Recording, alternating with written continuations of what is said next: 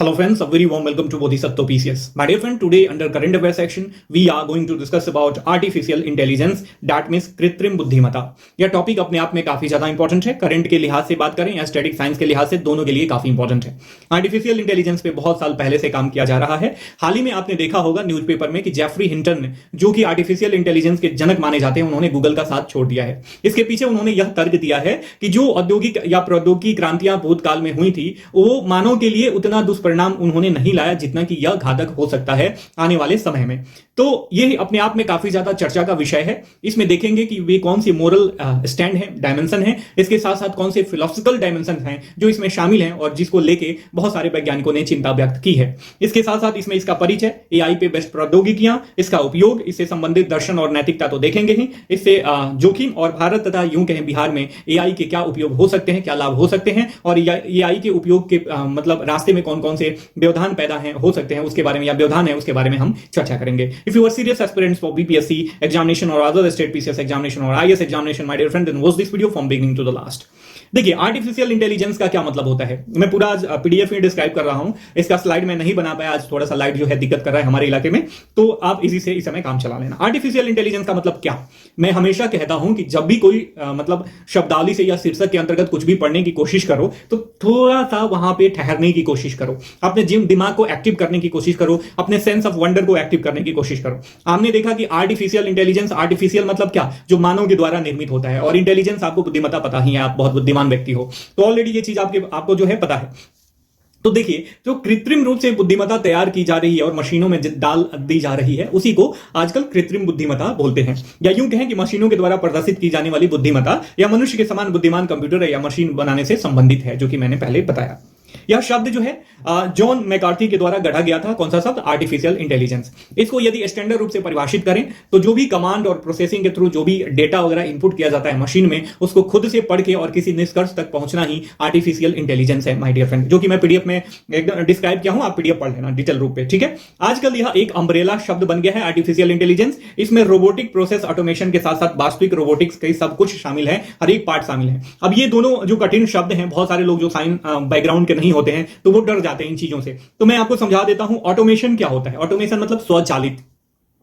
Automation एक ऐसी शब्दावली है जिसमें कुछ ऐसे प्रोसेस किया जाता है मशीन को कि वो आंशिक रूप से या पूर्ण रूप से दिए गए कामों को कर सके खुद से, बिना मानव के हस्तक्षेप के. आपने हाल ही में आप यूट्यूब वगैरह देखते होंगे, इंस्टा रील देखते होंगे, ऑब्वियस सब लोग देखते हैं. तो हाल ही में महिंद्रा जो कंपनी है, जो कार बनाती है, आपने देखा होगा ट्रैक्टर बनाती है, जिसके स्कॉर्पियो और थार पे चढ़ के लोग बहुत ही अटखेलियां मारते हैं, बहुत ही मतलब अपने आप को शान समझते हैं. ये चीज को ऑब्वियस समझना भी चाहिए. तो ये कंपनी जो है हाल ही में अपनी एक कार लॉन्च करी थी, XUV 700. ठीक है, XUV 700 में एक फीचर था ABS, ऑटोमेटिक ब्रेकिंग सिस्टम. इसमें ऐसा कमांड दिया गया था, ऐसा सेंसर लगाया गया था कि यदि रास्ते में कोई व्यवधान आता है तो उस सेंसर के थ्रू जजमेंट करके कुछ दूर पहले से ही गाड़ी जो है स्वचालित रूप से खुद से ब्रेकिंग सिस्टम लगाने लगेगी, ब्रेक लगाने लगेगी. तो ये आंशिक रूप से क्या बोलते हैं, इसको स्वचालन बोलते हैं. और पूर्ण रूप से स्वचालन का उदाहरण है, जो एक गाड़ी का ही उदाहरण दे रहा हूं मैं. टेस्ला कंपनी की कार आपने सुन रखा होगा, एलन मस्क की टेस्ला कंपनी का कार ये जो बनाते हैं, ये पूर्णतः स्वचालित मशीन पे आधारित है, स्वचालित रोबोटिक सिस्टम पे आधारित है. खुद से ड्राइव करेगी, खुद से मोड़ पे आएगी तो मोड़ पे मोड़ेगी, और जहां पे आपने डेस्टिनेशन डाल दिया होगा वहां के इलाके में जाके धीमी हो जाएगी. ठीक है, तो इसे बोलते हैं स्वचालन, रोबोटिक स्वचालन. और वास्तविक रोबोटिक का मतलब जो रोबोट से मतलब संबंधित होता है, मशीन वगैरह का निर्माण करते हैं और उसमें जो कमांड वगैरह देते हैं, बुद्धिमत्ता देते हैं, वो रोबोटिक से संबंधित है. आई होप कि ये चीजें आपको समझ में आ गई होंगी, ज्यादा कष्टदायक ना हुई होंगी. वर्तमान समय में आर्टिफिशियल इंटेलिजेंस काफी ज्यादा प्रचलित हो गया है. आप सबको पता है कि अब जीवन के हर एक क्षेत्र में इसका उपयोग होने लगा है. सैन्य उपकरणों से लेकर स्वास्थ्य सेवाओं और दैनिक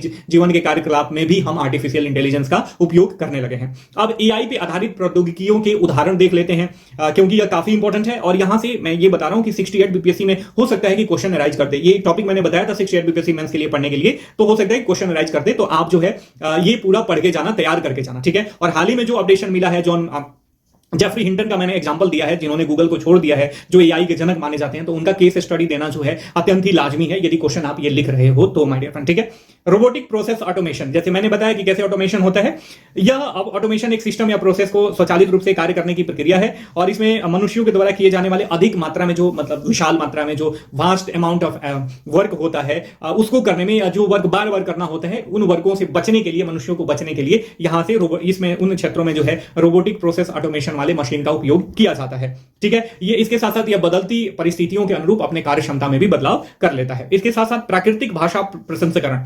देखिए, प्राकृतिक भाषा प्रसंस्करण का मतलब ये जो है, ये कंप्यूटर कोडिंग से रिलेटेड नहीं है, जो हम बोलते हैं उससे रिलेटेड है। मान लीजिए कि आपने देखा होगा कि कई बार जो आप अपना ईमेल चेक करते होगे तो स्पैम का एक अलग से सेक्शन बना होता है, उसमें जो आर्टिफिशियल इंटेलिजेंस है ये मतलब देख लेता है कि ये जो है कचरा ईमेल है, आपके लिए किसी को भेजा गया, या कचरा ईमेल है, आपके काम का नहीं है, या आप जनरली इस चीज को फॉलो नहीं करती हो, तो वो ईमेल को वो छांट के या मैसेज को वो छांट के स्पैम में डाल देता है कि ये आपके लिए कचरा है। तो ये किसके द्वारा संभव है? प्राकृतिक भाषा प्रसंस्करण के द्वारा, और ये भी जो है आर्टिफिशियल इंटेलिजेंस पे बेस्ट है। मशीन विजन, आपने देखा होगा कि आजकल बहुत सारी चीजें आ गई हैं कि आप स्कैन कर लो, मतलब अपने कंप्यूटर से स्कैन कर सकते हो, अपने फोन के कैमरा से स्कैन कर सकते हो, और जो पिक्चर स्कैन करोगे उसका फोटो छप जाएगा, आपके फोन में आ जाएगा, या लेटर कुछ स्कैन करोगे वो आ जाएगा, आपके फोन में आ जाएगा फॉन्ट के रूप में। तो ये क्या है? Machine vision. इसमें कंप्यूटर द्वारा एक कैमरा एनालॉग टू डिजिटल रूपांतरण, मतलब जो एनालॉग रूप से आप चीजों को दिखा रहे हो, जो छपा हुआ है, उसका डिजिटली रूपांतरण हो जाता है मशीन विजन के द्वारा, जो कि इंटरनेट मतलब आर्टिफिशियल इंटेलिजेंस पे बेस्ट है। ये मनुष्य के दृश्य की तुलना में, अब ये आप ये सोचो कि क्या ये मनुष्य के जैसे, जो मनुष्य देख लेता है और दिमाग में छप जाता है, उसी के तरीके का है? नहीं, क्योंकि ये बायोलॉजिकल प्रोसेस पे डिपेंडेंट नहीं है। इसमें सोचने की, इसमें नैतिकता और समयानुसार स्थितियों को बदलने की इसमें अभी तक क्षमता डेवलप नहीं हुई है, या वही चीजें देख सकता है, उतना ही डिसीजन ले सकता है जितना मनुष्य के द्वारा कमांड दिया जाता है, माय डियर फ्रेंड। ठीक है, इसका उपयोग हस्ताक्षर पहचान से लेके और मेडिकल के जो फिगर्स होते हैं उसके उपयोग तक जो है संभव है। ठीक है, इसके साथ साथ मशीन लर्निंग, या कंप्यूटर को स्पष्ट रूप से प्रोग्राम किए बिना सीखने की एक क्षमता है। जैसे हम डीप लर्निंग की बात करते हैं, मशीन लर्निंग का ही ये सबसेक्शन है।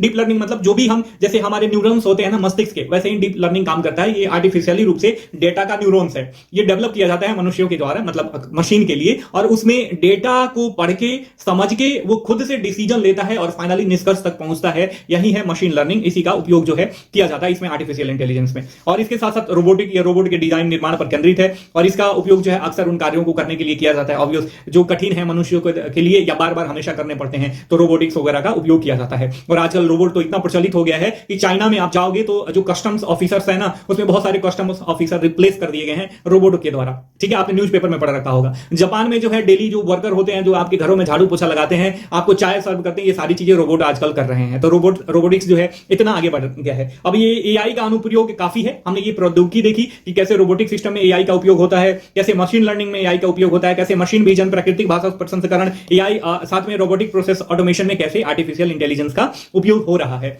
ठीक है, आर्टिफिशियल इंटेलिजेंस पे बेस्ट अब अनुप्रयोग देख लेते हैं, इसका क्या क्या अनुप्रयोग है। हर एक क्षेत्र में अनुप्रयोग है। आप देखोगे हेल्थ केयर सेक्टर में, कानूनी क्षेत्र में, मैन्युफैक्चरिंग डिपार्टमेंट में, ट्रेड वगैरह में, व्यवसायिक क्षेत्र में, शिक्षा में, फाइनेंशियल सेक्टर में, हर एक जगह जो है इसका उपयोग है। हेल्थ केयर सेक्टर में की बात करें तो देखिए, मशीन लर्निंग से आजकल डायग्नोसिस जो है काफी ज्यादा अच्छे तरीके से और सटीक रूप से संभव हो गया है। इसमें एरर के चांसेस बहुत कम होते हैं, और काफी कम लागत में किसी भी व्यक्ति का डायग्नोसिस हो जाता है, और तुरंत ही उसको उसका रिजल्ट मिल जाता है, जिसे उसके स्वास्थ्य के क्षेत्र में जो है अधिक जल्दी से मतलब डिसीजन लिया जाता है डॉक्टरों के द्वारा, और सही मतलब मेडिकेशन के द्वारा उसको ठीक किया जा सकता है। ठीक है, इसमें IBM वॉटसन और चैटबॉट जो है इसका उदाहरण है। इसके साथ साथ व्यवसायिक क्षेत्र की बात करें तो इसमें अधिक दोहराव वाले कठिन कार्य जो होते हैं और रोबोटिक प्रोसेस या जो कठिन कार्य होते हैं, इसमें रोबोटिक प्रोसेस ऑटोमेशन लागू किया जाता है, जो मनुष्यों की तुलना में बड़ी आसानी से और तेजी से कार्य सहजता से कर लेते हैं। बेहतर ग्राहक सेवा प्रदान करने के लिए मशीन लर्निंग एल्गोरिदम का उपयोग किया जाता है। आजकल देख रहे होंगे, यदि आप फ्लिपकार्ट खोलोगे तो वहां पे क्या एक चैट बॉक्स दिख जाएगा आपको, उसमें आपको चैट करना होगा कि अगर कुछ दिखते हैं, कुछ पूछना है, तो वो कौन सी चीजें करती है, वो आदमी नहीं बैठा होता है, वो आर्टिफिशियल इंटेलिजेंस जो है आपसे करता है। इसके साथ साथ एजुकेशन सेक्टर में हर एक तरीके से एआई के उपयोग करके, जैसे ग्रेडिंग सिस्टम हमें करना है, मार्किंग करनी है, कॉपी वगैरह चेक करनी है, तो ये सारी चीजें आर्टिफिशियल इंटेलिजेंस पे संभव है। और ये आर्टिफिशियल इंटेलिजेंस का इसमें यूज होके ये कार्य किया जाता है, जिससे जो एजुकेटर होते हैं उनको अधिक समय मिल जाता है, और अपने एजुकेशन जो टॉपिक होता है, एजुकेशनल टॉपिक जो उनको पढ़ाना होता है, उस पर ज्यादा रिसर्च करके बच्चों को क्वालिटी एजुकेशन प्रोवाइड करते हैं। इसके साथ साथ फाइनेंशियल सेक्टर में देखें तो इसमें व्यक्तिगत वित्त अनुप्रयोगों पर लागू किया जाता है, व्यक्तिगत डेटा इकट्ठा किया जाता है, और ये जो है आजकल इस सॉफ्टवेयर के उपयोग से आजकल देखते होंगे दलाल स्ट्रीट या वॉल स्ट्रीट में इसका अधिक उपयोग हो रहा है आर्टिफिशियल इंटेलिजेंस पे बेस्ट एप्लीकेशन का। वित्तीय क्षेत्र में वो खुद से जो है डाटा कलेक्शन करता है, कंपनियों का ग्राफ देखता है, उनके परफॉर्मेंस का ग्राफ देखता है, और आपको सजेस्ट करेगा कि इस कंपनी में आप इन्वेस्टमेंट करो। इसके साथ साथ कानूनी क्षेत्रों में भी आजकल देख रहे हो कि बहुत बड़ी बड़ी कानूनी फॉर्म जो है वो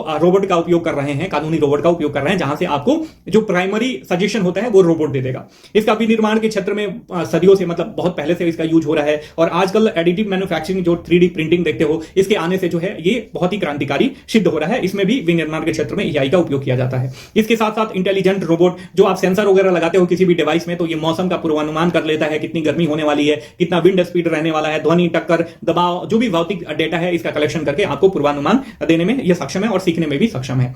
तो आपने देख लिया एआई से रिलेटेड जो भी अनुप्रयोग है उसका। अब इससे संबंधित जो दर्शन है और नैतिकता है उसके बारे में चर्चा कर लेते हैं।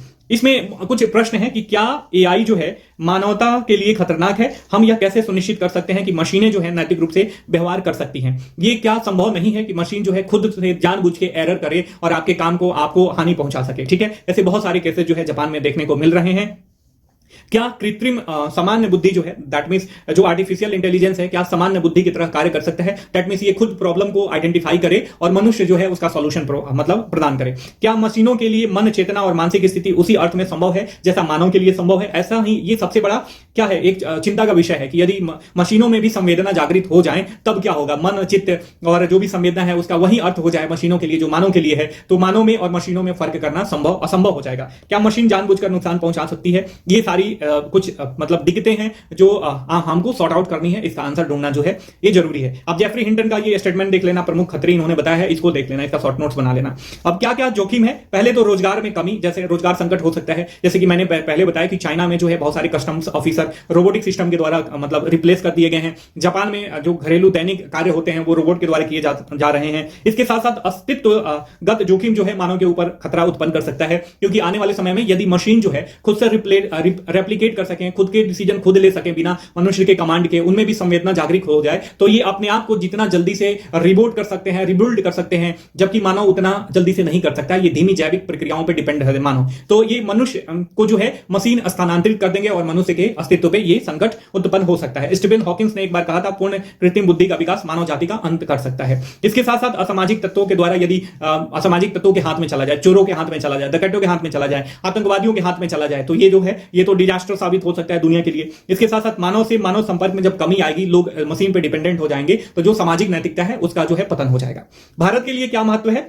एआई के द्वारा जो डिजिटल इंडिया का कॉन्सेप्ट है वो एआई पे ही बेस्ड है, बिना आर्टिफिशियल इंटेलिजेंस के यूज किए हुए एआई मतलब डिजिटल इंडिया का सपना हम साकार नहीं कर सकते हैं। सेवाओं, योजनाओं, सब्सिडी के लक्षित वितरण को संभव और बेहतर बनाने के लिए एआई का उपयोग जो है कर सकते हैं। आपने देखा होगा कि हाल ही में बिहार गवर्नमेंट के द्वारा बहुत सारे मनरेगा जॉब कार्ड्स को जो है खत्म किया गया है, उसको नेग्लेक्ट किया गया है, क्योंकि ये फ्रॉडगिरी होती थी, इससे बहुत ज्यादा करप्शन होता था। तो आर्टिफिशियल इंटेलिजेंस यदि वहां पे रहता, जो जॉब कार्ड रजिस्टर होते हैं और उन लोगों का डेटा खंगालता कि ये आदमी वास्तव में जीवित है या दैनिक मजदूरी वगैरह करता है, तो वो आराम से यहां से हम उन चीजों को आइडेंटिफाई कर सकते थे। लेकिन आर्टिफिशियल इंटेलिजेंस वहां पे नहीं है, तो उनको नेग्लेक्ट करना पड़ गया हमें। ठीक है, इसके साथ साथ मौसम पूर्वानुमान लगा सकता है, और जो जैसे सुनामी आ रही है, भूकंप आ रहा है या बारिश आने वाली है, ये एआई के द्वारा ऐसा संभव है कि जो भी फिजिकल डेटा है वातावरण में अवेलेबल उसका अनुभव करके वो पहले आपको डिसीजन बता दे, अब आप प्रिकॉटिव स्टेप जो है पहले ही ले सको। इसके साथ साथ आपदा प्रबंधन में बहुत ज्यादा काम कर सकता है। जैसे देखिए अभी तुर्की में भूकंप आया था, सीरिया में भूकंप आया था, तो आर्टिफिशियल इंटेलिजेंस का ऐसे सेना हम तैयार करते हैं कि वो कहीं भी मकानों के अंदर घुस जाते और जीवित वस्तु को, लाइव वस्तु को वो पहचान सकते और वहां से निकाल सकते, तो ये मनुष्यों से ज्यादा सक्षम होते।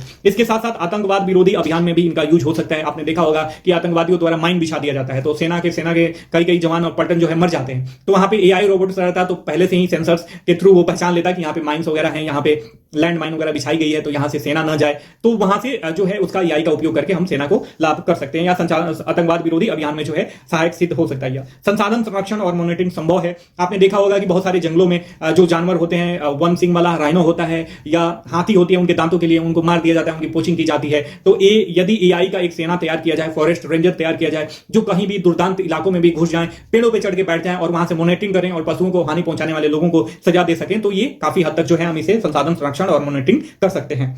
अब भारत एआई के डेवलपमेंट में भारत में क्या क्या चुनौतियां हैं? बहुत सारी चुनौतियां हैं। एआई मुख्यतः अभी भारत में देखें तो निजी कंपनियों के द्वारा, निजी क्षेत्रों के द्वारा ही संचालित किए जा रहे हैं। इसका समावेशीकरण जो है जरूरी है। इसके साथ साथ हमारी शिक्षा प्रणाली अभी आधुनिक मशीनों से जो है अपडेट नहीं है, तो हमारे एजुकेशन सिस्टम में भी अभी आर्टिफिशियल इंटेलिजेंस का उपयोग पूर्णतः संभव नहीं है। इसके साथ साथ गरीबी भी हमारे लिए एक व्यवधान है। मल्टी डायमेंशनल गरीबी, यदि बिहार की बात करें तो 52% जनसंख्या जो है मल्टी डायमेंशनल पॉवर्टी इंडेक्स के अंतर्गत आती है। तो वैसे लोग जो अपने बेसिक नीड्स को ही नहीं पूरा कर पा रहे हैं, उनके लिए आर्टिफिशियल इंटेलिजेंस इंटेलिजेंस का उपयोग जो है लगभग असंभव है। इसके साथ साथ अब निष्कर्ष क्या देखेंगे? देखिए, चुनौतियां तो मौजूद हैं और जैसे जैसे पहले आपने भूतकाल में देखा कि जो भी क्रांतियां हुई हैं, चाहे वो औद्योगिक क्रांति हो, भाप इंजन क्रांति हो या कंप्यूटर क्रांति हो, तो उससे संबंधित भी चुनौतियां थी, लेकिन वो चुनौतियां कहीं ना कहीं अभी नगण्य बन चुकी हैं और ये सारे औद्योगिक क्रांति जो हुई या टेक्नोलॉजिकल क्रांति हुई, ये मानव जीवन को ईज आउट करने में सहायक सिद्ध हो रही हैं। तो ये चिंता हालांकि लाजमी है एआई से रिलेटेड, क्योंकि यहां पे आर्टिफिशियल इंटेलिजेंस की बात करी जा रही है और ये संभावना व्यक्त किया जा रहा है कहीं ये आर्टिफिशियल इंटेलिजेंस खुद में इतना सक्षम हो जाए कि मन वेदना संवेदना की स्थिति उसके लिए वैसे ही हो जाए जैसे मनुष्य के लिए है, तो ये मनुष्य के लिए घातक हो सकता है। तो जरूरी है बढ़िया रेगुलेशन की, रूल की, यदि इसको सही से इंप्लीमेंट किया जाए, उपयोग करने वाले संस्थाओं को जिम्मेदार ठहराया जाए, तो इसका सही से उपयोग हो सकता है और ये मानव जीवन के लिए लाभदायक सिद्ध हो सकता है। माय डियर फ्रेंड, मिलते हैं अगली कक्षा में। आई होप कि आपको सारी चीजें समझ में आ गई होंगी। और हाँ, हमारा अचीवर बैच भी शुरू हो चुका है 69 बीपीएससी मेंस के लिए। यदि आप उससे जुड़ना चाहते हैं तो वीडियो के नीचे डिस्क्रिप्शन बॉक्स में डिटेल दिया हुआ है, उस नंबर पर कॉल करके मात्र 2500 रुपए में we are covering all parts of GS first and GS second paper, साथ में 100+ टॉपिक जो है ऐसे का कवर किया जाएगा। आप उससे जुड़ के आप अपने प्रिपरेशन का पेस और स्टैंडर्ड दोनों मेंटेन कर सकते हो। मिलते हैं अगली कक्षा में, तब तक के लिए साइनिंग ऑफ। जय हिंद।